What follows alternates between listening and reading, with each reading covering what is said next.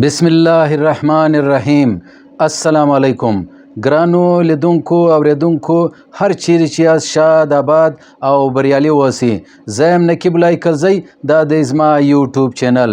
دلته زه د پښتنو د افغانانو په تاریخ کې یا په موجوده حالت کې چې کوم ډریکولایي شیطانی ابلیسي کردارونه تیر سوي یا دا وخت موجود دي و خلکو ته نوي نسل ته متعارفه کوم. نن به هم زه یو داسې افغاني ډریکولا تاسو ته متعارفه کوم چې زموږ په پښتني دود دستور کلتور او په اسلامي روایات باندې یو کاری ضرب لګولی دی او د ظالم زوی د نوي کال دی لا لګیاو دی سندري وایي. دا د پښتون په ثقافت کې یو داسې ډریکولایي شیطانی کردار دی چې په اواز کې او پستوني کې شیطان غږیږي. دا به و ټول قوم ته ښکاره کوم چې دا ابلیسي کردار څوک دی. دا دی ډاکټر محمد صادق فطرت عرف ناشناس عرف خشناس. دا یو داسې کردار دی چې په دا تاریخ اوږدو کې په دا تاریخ کې زموږ پر کلتور پر ثقافت باندې یلغار کړی دی. دا ته خلک وایي د موسیقي بیتاج بادشاه. زه ورته وایم د ابلیسي شیطاني نظام یو بې ضمیره بې زنجیره غلام ابن غلام د شیطانی نظام یو غلام تیر سوی دی. د موسیقي بادشاه نه دی. د موسیقي خالب به ودته نه دی ور معلوم. دی څه د ځان امیر خسرو جوړ کړی دی چې لګیاو دی چې و خلکو ته نوي نسل ته باید دی موسیقي ورشي. مطلب شیطان لا لیږلو چې دی هم په ګډ سلو. دغه ډاکټر فطرت ناشناس دا څنګه و پښتنو نسل ته د پښتون قوم ته نقصان رسولی دی. پر دا به زه نن غږیږم. خو د دې څه مخکې تاسو ته به یو واره هغه مجلس وکړم چې زما په تیر ویډیو په جنرال عبدالرازق لغړي باندې چې ما کومه ویډیو جوړه کړې وله پر هغه باندې بیخي ډېر کمنټونه راغلي دي. شکنځاوې خو نو همیشه پر کېږي کمنټو کې. د شکنځاو جواب خو نو زه نسم ورکوی. دا څوک چې د کمنټ پلوانان دي دا شکنځاوې کوي و دا ته زما ویډیو جواب دی. نو غواړم چې یو څو کمنټونه در سره شریک کړم.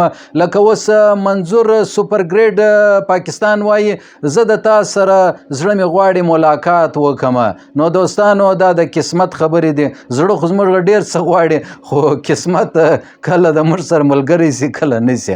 صاحبزاده سعد احمد وایي د منظور پښتون په حواله باندې ته څه وایې؟ متاسفانه پښتون قوم در اوسه پورې یو هم لیډر نه دی پیدا کړی. خو د افغانستان اسلامیک ګورنمنټ د قیادت څخه زموږ امید و ارزو سته. وجدان وایي د محمود خان چکزي په باره کې ته څه وایې؟ هغه خو د پنجابي غلام دی. نو زما جواب دا دی چې پنجابی بیا د چا غلام دی؟ طاهر خان فن ټایم وایي عمران خان یو اتل یو هیرو نه دی. نو دوستانو عمران خان زیرو هم نه دی. دلته په 1998 کې دلته چې پشن ته رالی نو دا د ما ملاقات ورسره وکړي. په هغه وخت کې ما په انګلیش اخبار بلوچستان ټایمز کې ما کار کوي. نو دا ما انټرویو جن واخیسته. دا په مابین کې چې کوم ناست دی دا بیا مصور هغه دی زموږ د پشن د منطقې زما یو همسایه دی. نو دوستانو دا رقم میرویس صاحب وایي چې په مړو پسې مه غږېږه، څه کوې چې ګرده ورځ په مړو پسې غږېږه. نو دوسته مړه به هغه مړه چې لکه ابوجهل و فرعون او د هغه ملګري به په قبر کې هم ولاکه پرېږدمه. اسلامیک ټیچینګ وایي د مسلمانانو د پښتنو د اتلانو په حواله باندې ویډیوګانې جوړ کړي. یو وار ودرې یاره د شیطانانو میر جعفر میر صادق څخه خلاص سو. لوګر خان وایي جنرال عبدالرازق ډېر ظالم ولو، په زرهاو کسان یې په کندهار کې قتل کړل. نو اتفاق سره کومه ډېر د افسوسناک خبره ده. عبدالغفار وایي امریکا چې دا هغه طالبانو نه د تښتولې بلکې امریکا په خپله مرضي ولاړه د جنګ رول لږ مازې بدل سلو. نو دوسته یو تدبیر بیا الله پاک هم کوي. نو دا رقم نور دوستانو هم بیخي زیات کمنټونه راکړي دي. لکه اوس بختیار خان، یونس موټیویشن، مزمل خان، شوکت خان، نیاز محمد، آغا جبار، جیلانی خان ری ایکشن، محمد اکرم فاروق کاکړ 1313 ای جی مومند، قاسم خان، صبر خان، عزیز نورزی، اسلام دوست، سلیم جان، عبدالباری ناصری، فاروق نواز، رسول ایچ، مرزا شاهی، محمد حسین، عبدالعادی، محمد ایوب، پرایم صدیق، حافظ احمد نافذ، حمید گل، خلیل جابر، غلام نبی، عزیز خان رحیمی، پاکستان CCTV، دل پاکستانی، حاجی مادا، اے صادق خان، علی جان، حضرت شاہ، KHAN یعنی خان، NK ناصر، اظہار لال نونی، بشیر آغا، سید اشرف اللہ، کوکو جان، حسین جان،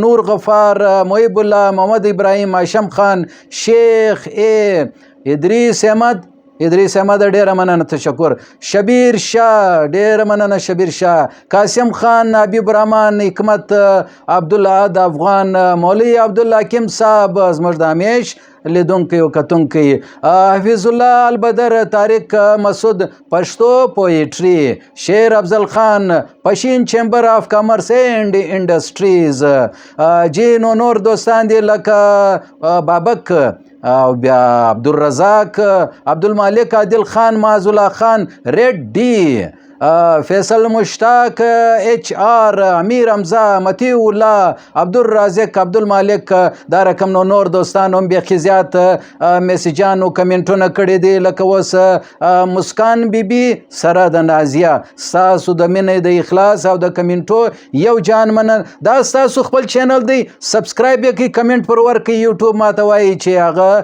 ډیر خلک یې په واتساپ کې یو بل ته استوي. نن به راځو پر دا موضوع باندې چې ډاکټر محمد صادق فطرت ناشناس چې د محمد رفیق حبیبي زوی دی په 1935 کې په کندهار افغانستان کې پیدا سو. د نوي کالو دی، لا د وروره سندرې وایي، پښې په قبر کې دی لا لګیاو دی، لکه هغه نه هغه ممی هغه په مصر کې چې پیدا سوی وله، یا دا رقم وروره ډریکولا، هغه هم د دونګو عمر وله، دی هم د دونګو عمر دی.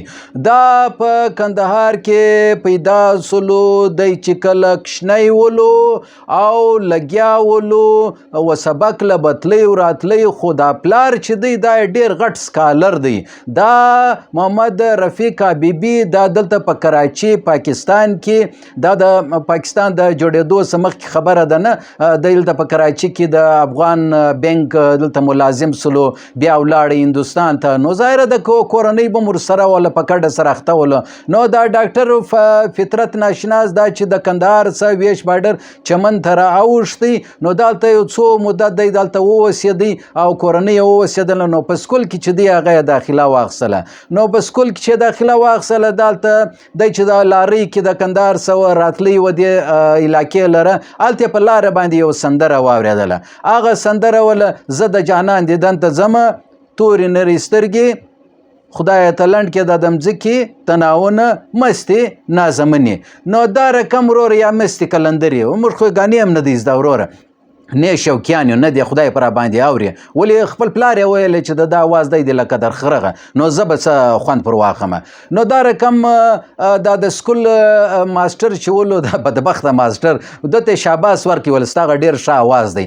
دا ماسټر و چاته ښه لاره ورښیي، و دته ویل ول ته ګانې وایې، سندرې وایې، په ډمتوب باندې اخته کوي. دغه ماسټر چې دی هغه ول د چپلاخو وړ دی چې اورېدی طبیعت د چا څوک یې طبیعت ور برابر کړي. نو بس نو موږ د چمن ماسټر ولو، نو اوس موږ څه ووایو. نو دلته دغه سندرې چې د شروع کلې په پټه پټه باندې شوق روان ولو، لګیا ولو نه. نو دلته دا پلار چې دی، پلار ډیر تعلیم یافته، ډیر سکالر سړی ولو. هغه چې دا خبرې واورېدلې چې دی شوقي دی، نو زوی ته نصیحت وکړي، ولې زویه ډاکټر جوړ سه، ښه انسان جوړ سه، دغه سندرې ممدرې مه وایه وروره. نو دا دی د شوق ولو، لہذا دا سندرې ویلې، دا ډمتوب یې کوي. اخر چې بیا ځوان سو په کابل په ریډیو کې نه، په 1948 کې د کابل په ریډیو کې چې د کله سندرې ویلې نو د ناشناز نوم چې دی هغه ناشناز مطلب انجانا چې څوک نه پیژني نو په پټه باندې دغه سندرې شروع کړي دغه ناشناز بي بي سي ته اعظمي ته انټرویو ورکوله په هغه کې دا ویلي دي چې زما نوم صادق په دې دی چې زه دروغ کله نه وایم نو تا خو اول دروغ د خپل پلار څه ویلې اول فراډ او دوکه چې دی خپل پلار ته دی ورکولو چې نوم دی ناشناز ښځو پلار ته دی ورښول نه چې زه سندرې وایم د خپل شوق په واله باندې دا پلار ته چې دی هغه په اعتماد کې دی نه اخسي رښتیا دی نه ورته ویلې تا په کور کې دروغ وویلې نور ځای به څه دروغونه به دې ویلي نه دا رقم به دې هر چا په خپله د پاکستان په شناختي کارډ او په پاسپورټ باندې د چیرې سفرونه کړي دي هغه مال واچوه نه د مهاجرت په دور کې نو خبر هم دا درته کوله دا سړی چې و دا ته خلک وایي د موسیقي بیتاج بادشاه زه ودته وایم د ابلیسي د شیطاني فکر د شیطاني نظام یو بې زنجیره بې ضمیره غلام ته غلام در غلام یو مزدور یې ستا اواز چې کله اول د واره پلار په کابل ریډیو کې واورېدی نو یې دا د کور مېرمنو ته وویل ول د خره اواز د چا دی لکه چې د انډیا څخه ډېر متاثره دی نه د انډیا څخه به ولې نه متاثر ستا ګرد دی سندرې چې تا ویلې دي دا یو هم ستا اوریجنل نه ده ګرده د کې ایل سیګل په انډیا کې چې پخوانی دور کې دا یو سندرغاړی دی ګردې ګانې تا ویلې دي تا به مختلف انټرویانو کې ویلې دي چې کې ایل سیګل چې دی هغه زما ډېر خوښ ما د هغه کاپي ډېره کړې ده نو دا سړی په دا بي بي سي سي هغه ورځ انټرویو کوله د اعظمي څه ما اورېدله په هغه کې ویلو ما ته مخامخ چې دی هغه شربت پروت زه دوباره وچښم بیا دا د کور مېرمن چې ده فوزیه راسي هغه وایي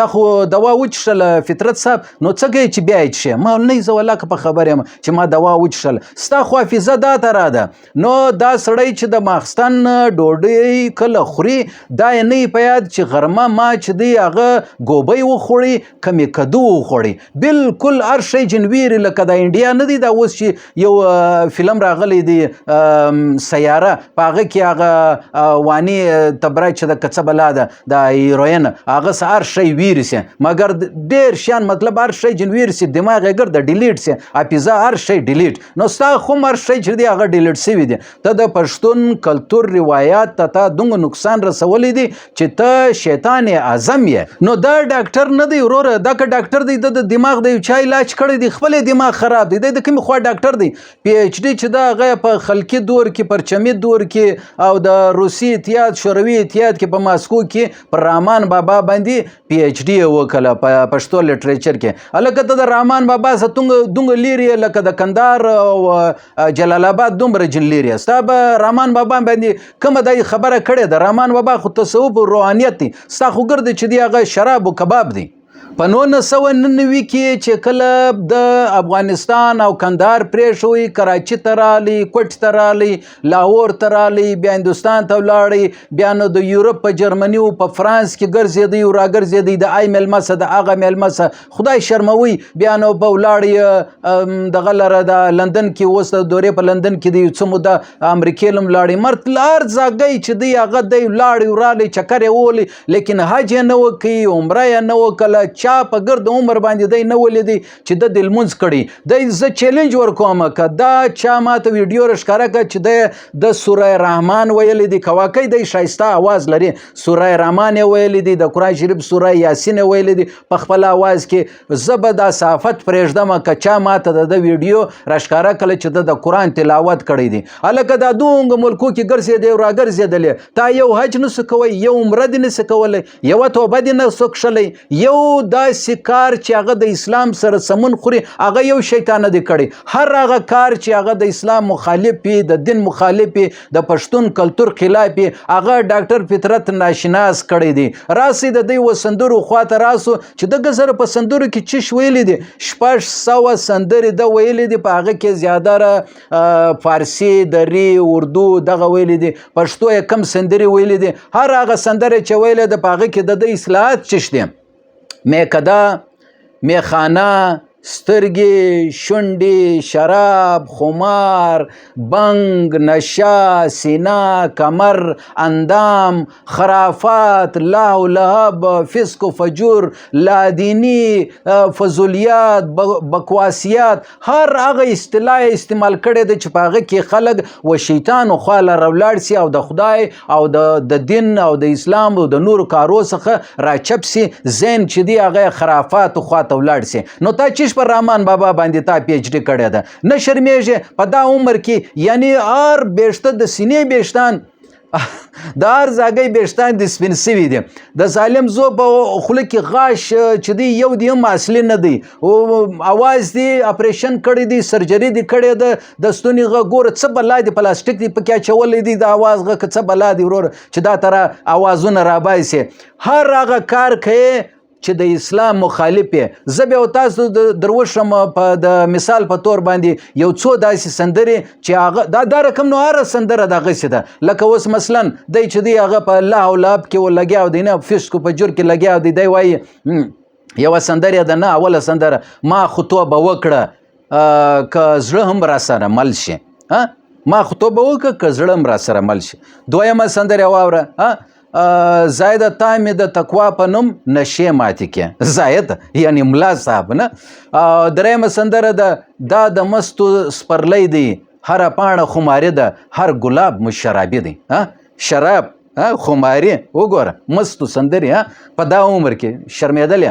بیا بله واوره څلورمه، زه خو شرابي یم شیخه ما سره ته جنګ ولې کړې، برخې ازلي دي کاش ما د ځان په رنګ کړې.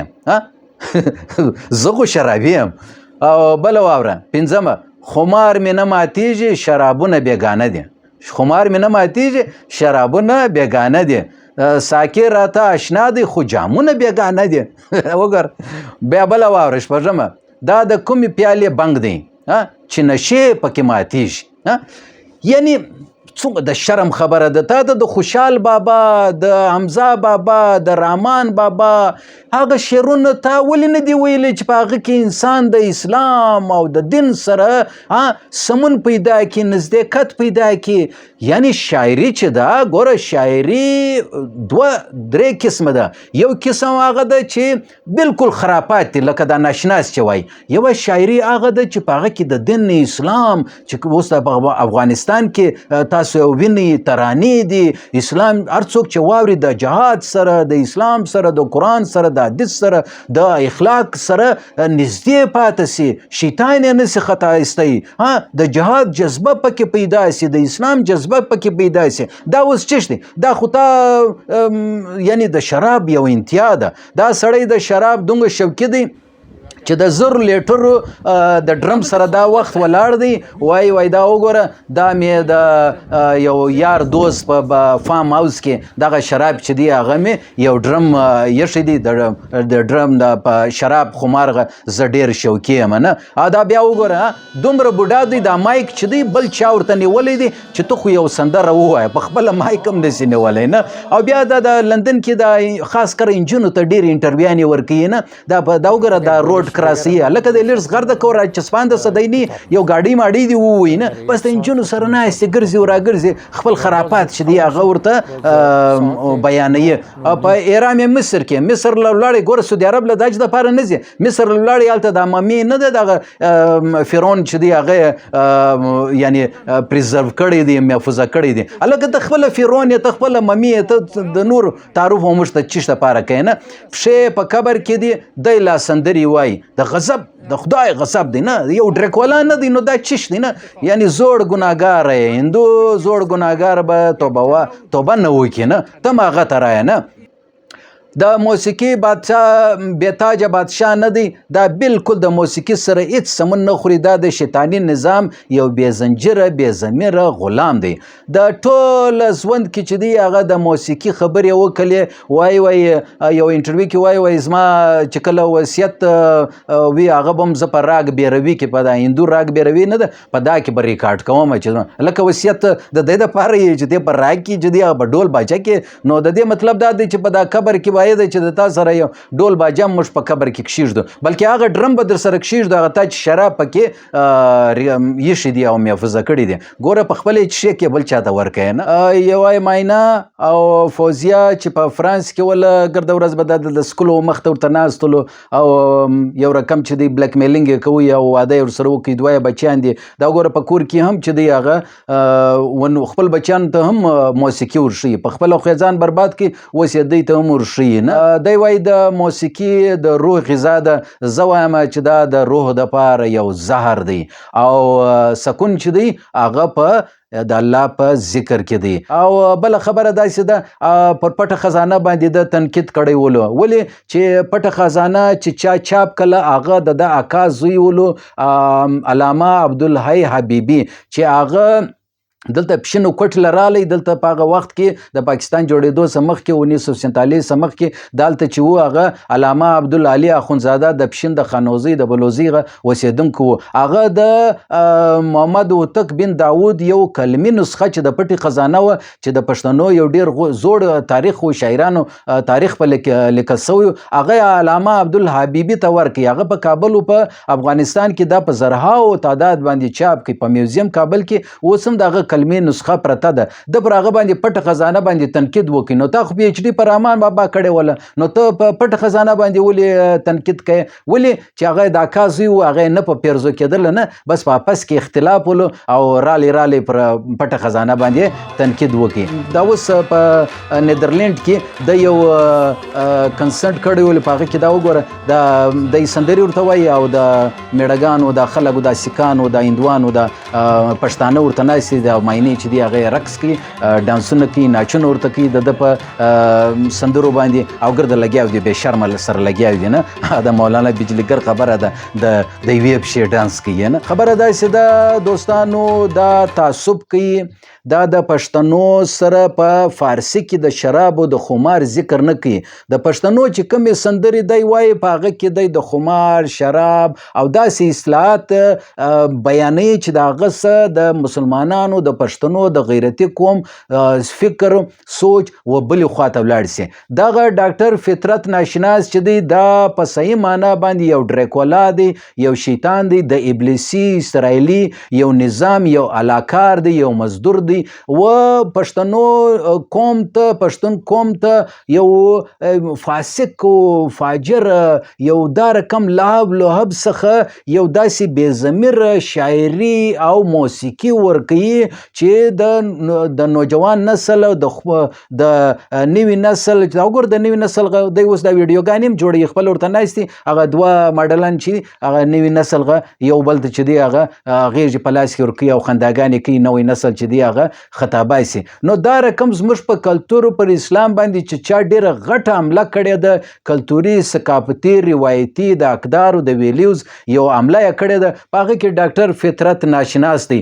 دی و ځان ته کاکړ وای، په کاکړ کې دا رقم ډم و، استاکار و، جت و، دا رقم فسق و فجور و، دا رقم بې شرم انسان موږ ولاکه لیدلی دی. کاکړ خو ډېر غټ محترمه قوم دی. دا کاکړ نه دی بلکې یو پاپړ دی، د یو تیلی ده، د ماچس یو تیلی ده. دا وګوره پکښنیوالی دی دونګه پنډولو او چې کله مشر سلو بیا دونګه نری سلو نه، دا چې شلو پکښنیوالی باندې د هغه وزې شیدې څښلې وې، هغه د هغه غوا شیدې څښلې وې چې ګرده ورځ به ولمر ته ولاړه وله، مطلب د وچې غوا شیدې څښلې ولې. نو دا رقم دوستانو دا د پښتنو په ماحول کې چې کوم داسې شیطاني کردارونه یې دا به زه ټولو ته ورښیم. نن د ډاکټر فطرت ناشناس چې دی وایي زه د ژوب بولم، زه کاکړ یم، دا ټوله دروغ دي. دی وایي زه صادق وم، په ټول عمر دروغ نه دی ویلي، ګرد عمر یې پر دروغ باندې ګزاره ده. دا ډاکټر فطرت ناشناس یو څو کتابونه لیکلي دي، هغه ماینې ور لیکلي دي. ولې ماینه چې دا هغه معلمه ده، پروفیسره ده، هغه ټوله دا شیان ور لیکلي دي. د هیڅ شی نسته، دماغ یې کار نه کوي وروره. خو ما درته ویلي په بي بي سي کې دغه ویلي دي چې وروره زما دماغ کار نه کوي، مخامخ دوا راته پرته وي، ما چې ما څښلې ده، دویم وار بیا وڅښم نو خود به د دماغ دا تره خرابېږي. دوستانو پر روانو شپو کې به هم انشاءالله تعالی زه به د یو نوي شیطان تعارف و تاسو ته راوړم چې د پښتنو سره ډېر ظلم کړی دی، پر پښتنو ډېر ظلم کړی دی. دا زما ویډیوګانې یوټیوب ما ته رستی چې میسیجان چې خلک یې ډېر خوښوي. دا زما یوټیوب چینل چې دی هغه د دې لینک د ویډیو لینک چې دی خلک په یوټیوب په واتساپ کې یو بل تاسو دی ستاسو د مینې او د محبت ډېره شکریه. انشاءالله تعالی پر روان دور کې به هم دغه ته را ویډیوګانې جوړوم. انشاءالله تعالی بیا به ستاسو په چوپړ کې حاضرېږم. حاضردم ما نقیب کلزي ته راکړه اجازت. د الله په امان. اسلامي انقلاب زنده باد.